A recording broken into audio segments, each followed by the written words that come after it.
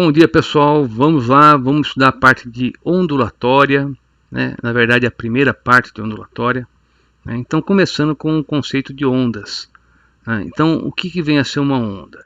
Uma onda vai ser uma perturbação no meio que irá transmitir energia sem haver transporte de matéria, tá? E aí nós vamos ter uma primeira classificação que é quanto à natureza da onda. Então você pode ter uma onda mecânica, cuja perturbação é do próprio meio, e essa perturbação serve para transmitir a energia. E onda eletromagnética, que é uma perturbação de uma propriedade do meio, no caso o campo elétrico e campo magnético, e essa perturbação também se propaga. Tanto uma como a outra serve para você estar transmitindo energia. Então, o exemplo tradicional de onda mecânica é o som, né, e de onda eletromagnética é a luz. Mas não são as únicas. Então, por exemplo, onda mecânica, você pode ter onda em corda, onda na superfície livre de um líquido, né? E onda eletromagnética, né, você tem a luz, que é numa certa faixa de frequência, né, mas você pode ter raio-x, micro-ondas, raio gama, né? O que está alterando aí é a frequência, né? Continua sendo perturbação do campo elétrico e do campo magnético que se propaga no espaço, tá? Uma outra classificação possível é quanto à direção da perturbação e a direção de propagação. Então, um primeiro tipo é chamado de onda longitudinal, quando a direção de propagação e de perturbação é a mesma, né? Então, aí você vai ter, por exemplo, né, onda numa mola. Então, você perturba aqui você comprime, né, a mola e solta, e aí essa perturbação se propaga pela mola. Ou então, né, vamos imaginar aqui que você tem um alto-falante, aqui você tem aquele cone de papelão do alto-falante, né, e você tem aqui uma bobina. Ao passar corrente aqui, essa bobina ela funciona como se fosse um ímã, e aqui você tem um ímã natural colocado, né? Então esses dois ímãs vão interagir e essa bobina vai para frente, vai para trás, levando o cone junto. Então esse cone de papelão ele vai provocar regiões de ar comprimido e de ar rarefeito que vão se propagar pelo espaço. Isso é o som, né? Então, como você vê, a perturbação, né, e a propagação tem a mesma direção. Então o som vai ser considerado uma onda longitudinal, tá? Agora, onda transversal, quando acontece? Quando você tem a perturbação e a propagação formando ângulos retos. Então vem a onda, né, e você tem aqui o objeto, e ele vai se deslocar, né? Então ele vai ganhar energia cinética, vai parar, vai ter então energia potencial, torna a subir, virou cinética, e assim vai, tá? Tem ainda a onda mista, né, quando você tem, no caso, uma perturbação que se dá nos dois eixos, né? Mas aí no caso também vai ser onda mecânica. Onda mecânica pode ser transversal ou longitudinal. Onda eletromagnética somente onda transversal, tá? E falando então dos elementos de uma onda, né? Então olha só, você tem aqui, né, o perfil de uma onda. Então aqui você vai chamar isso de crista. Aqui embaixo você vai ter o vale, né? Você tem aqui duas cristas e a distância entre duas cristas é o comprimento de onda, né? Ou a distância entre dois vales, ou entre dois quaisquer pontos que estejam na mesma fase. Por exemplo, esse ponto e esse outro ponto, eles estão na mesma fase e essa distância é o comprimento de onda. Outro conceito que tem aqui também é da intensidade. Então você vai ter aqui a amplitude, ela está relacionada com a intensidade. Note que a amplitude é do ponto médio até o ponto de máxima distância, né? Então isso vem a ser amplitude, que dá para você observar direitinho aqui no caso de uma onda transversal, mas no caso da onda longitudinal você já não está enxergando mais a amplitude, né? Mas ainda assim você consegue ver, né, o comprimento de onda entre duas regiões de compressão, ou duas regiões que estão mais rarefeitas, tá? Outros conceitos que a gente vai acabar trabalhando com ondas é o de período, que é o intervalo, né, para o fenômeno periódico se repetir, né, de frequência, que é o número de vezes em que ele se repete numa certa unidade de tempo, né, e mais uma vez a relação entre período e frequência como o inverso do período, né? E lembrando, né, a unidade de frequência é o Hertz, que é o inverso do segundo, né? Nós temos aqui a relação fundamental da ondulatória, V igual a lambda F, que é deduzida da própria definição de velocidade média, ΔS por ΔT. Porque quando você tem um intervalo de tempo igual ao período, o ΔS dela é o lambda, é o comprimento de onda. Então aí você vai ter que velocidade é lambda sobre t, em que t é o período, e v igual a lambda f. Tá? Bem, princípio fundamental das ondas. Toda onda vai transmitir energia sem transporte de matéria. E isso é muito importante, você está lembrando. Tratando agora de ondas em corda. Então você tem aqui uma corda que está tracionada por uma força F. A gente vai definir a densidade linear como a massa dessa corda pelo seu comprimento. Tá? Vai ser medida em kg por metro no sistema internacional. E aqui você tem a relação de Taylor, né? Que vai dar que a velocidade de propagação é a raiz quadrada dessa intensidade da força de tração pela densidade linear. Né? E a unidade de propagação é em metro por segundo. Inclusive é interessante você ver que se você pegar um Newton e dividir por quilograma por metro e tirar a raiz quadrada, isso vai dar metro por segundo. Quer dizer, as equações da física elas funcionam não só para os valores numéricos, mas também têm que servir para as unidades. Então, se você fizer a análise dimensional aqui, no fim você vai acabar encontrando o metro por segundo, que é a unidade de velocidade. Bem, uma onda ela pode ser uma onda unidimensional, quando se propaga numa única direção, bidimensional, quando ela se propaga em duas direções, como por exemplo numa superfície livre de um líquido, né? Ou até mesmo tridimensional, quando ela se propaga no espaço. Tá? Frente de onda. Frente de onda vai ser então um lugar geométrico que vai ser a fronteira entre a região que já foi atingida pela onda e aquela que vai ser. Tá? E o raio de onda. O raio de onda ele mostra o sentido de propagação da onda, né? E ele é perpendicular à frente de onda. Então, por exemplo, vamos imaginar que você tem a superfície livre de um líquido, você perturba aqui o centro, então você vai criar essas circunferências aqui que seriam a frente de onda, né? E o raio aqui está mostrando a direção de propagação, né, dessa onda bidimensional. Tá? Tratando agora de reflexão de pulso em corda, né? Se você tem aqui um pulso e ele vem vindo e tem aqui a extremidade fixa, quando ele reflete ele volta com inversão de fase. Se nessa extremidade ela está solta, vem o pulso, né? Ele vai subir aqui, vai descer e vai voltar, né? Sem inversão de fase. Tá? No caso da refração, né? Perceba que o pulso que é refratado, ele não sofre nunca inversão de fase, sempre ele mantém a fase.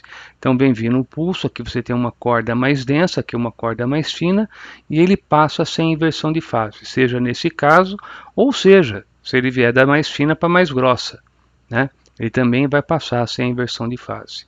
Tá? Agora, tem uma diferença, né? Quando ele incide aqui nessa separação, uma parte passa, outra parte volta. Então aquela parte que passou foi refratada, a parte que voltou foi refletido. Então nesse caso de estar indo da mais grossa para mais fina, né, aquele pulso que é refletido, ele volta sem inversão de fase. Quando vai da mais fina para mais grossa, ele volta com inversão de fase. Tá? Mas seja como for, o pulso refrato ou refratado ele não vai sofrer inversão de fase. Tá? Bem, temos também o princípio de Huygens. Né? Então, o que vai acontecer? Cada ponto de uma frente de onda se comporta como um centro emissor de novas ondas de igual período. Tá bom? Isso vai ser importante na hora que a gente for estudar difração. Tá? Vamos guardar o princípio de Huygens, daqui a pouco a gente volta a falar nele. Aqui eu tenho a representação, né, da reflexão de onda, tanto por frente de onda como por raio de onda, né, e note que o ângulo de incidência é igual ao ângulo de reflexão. E aqui eu tenho a representação da refração de onda, tanto, né, por frente de onda como por raio de onda. Tá? E aqui embaixo eu tenho a lei de Snell que relaciona o ângulo de incidência e o ângulo de refração. Tá? Bem, difração, o que acontece? Vamos imaginar que você tem aqui uma onda incidente, tem aqui uma cavidade, passa, né, uma parte da onda. Só que quando ela passa, ela não vai manter essa frente de onda. Então é como se aqui fosse uma fonte pontiforme, né? Então ela se espalha. E se você fizer aqui duas cavidades, né, esse anteparo, vai passar como se tivesse duas fontes em fase. Então nessa região você vai encontrar aqui interferência, né? Você vai ter regiões de máximo e mínimo sendo projetado nesse outro anteparo, tá? Então isso basicamente o que é? Difração. Então na hora que você olha aqui, você vai ver que vai ter pontos de máximo e de mínimo. Aqui ele marcou os pontos de máximo. Tá? Mas dado isso, vamos fazer alguns exercícios para a gente ver, né, como é que a gente usa isso. Então, primeiro exercício. Tá? A faixa de emissão de rádio em frequência modulada no Brasil vai de 88 MHz a 108 MHz. Quer saber a razão entre o maior e o menor comprimento de onda nessa faixa? Então vamos lá, vamos fazer o exercício. Deixa eu passar para a nossa mesinha e a gente vai usar, né, a equação fundamental, né, das ondas. Tá? Então vamos lá, o que eu vou fazer? Eu vou pegar aqui a nossa mesinha, só um minutinho, isso. Então o que eu tenho, né? Eu tenho que velocidade é igual a lambda f, tá? Portanto, o comprimento de onda ele pode ser escrito como velocidade sobre frequência. Então, o comprimento daquela onda que tem 88 MHz, né, vai ser o quê? Vai ser a velocidade da onda, que eu vou considerar como C, dividido pela frequência, que é 88 vezes 10 a sexta. Já o comprimento de onda daquela que tem frequência de 108 vai ser C, né, sobre 108 vezes 10 a sexta, porque é megahertz também. E se eu divido um pelo outro, eu acho a razão, né? Então, aqui você vai ter C, né, sobre 88 vezes 10 a sexta, tá? E aqui você vai ter C sobre 108 vezes 10 a sexta. Então, você pode simplificar, né, e você vai obter 108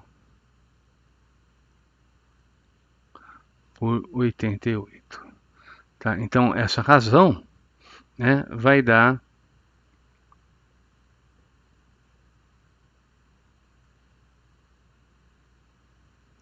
1,2. Tá? Note que eu fiz, né, eu considerei o quê?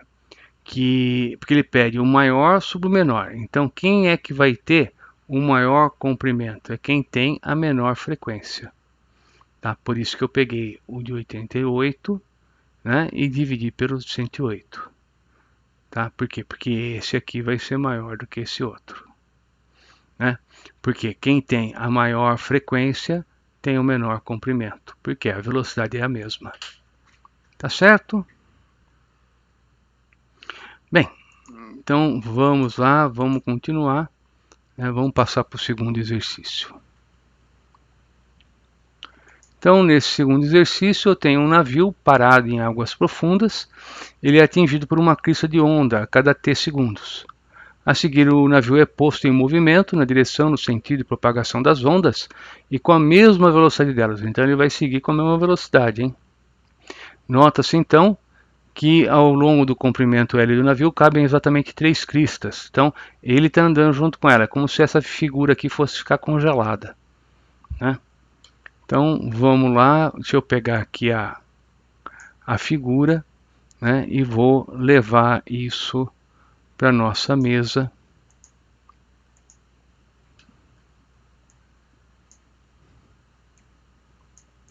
Deixa eu colocar aqui, passar para cá, né? Então, repare o seguinte, né? Nós temos aí o desenhinho e o que acontece é o seguinte, você tem entre esse ponto e esse, você tem aqui um comprimento de onda, entre esse e esse outro, você tem outro comprimento de onda, né? Então, você tem que L é igual a 2 vezes o comprimento, né? Então, o comprimento de onda vai ser igual a L sobre 2. Então, a velocidade, que é V, né, vezes a frequência, né, vai ficar o quê? Vai ficar velocidade igual a L, né, sobre 2t, porque a frequência é 1 sobre t. Tá bom? No lugar do lambda eu coloquei L sobre 2 e no lugar da frequência eu coloquei 1 sobre o período. Tá? Então, feito isso, né, é só escolher a resposta lá do exercício, que é resposta L sobre 2t, resposta B. Tá? Então, tá feito aí.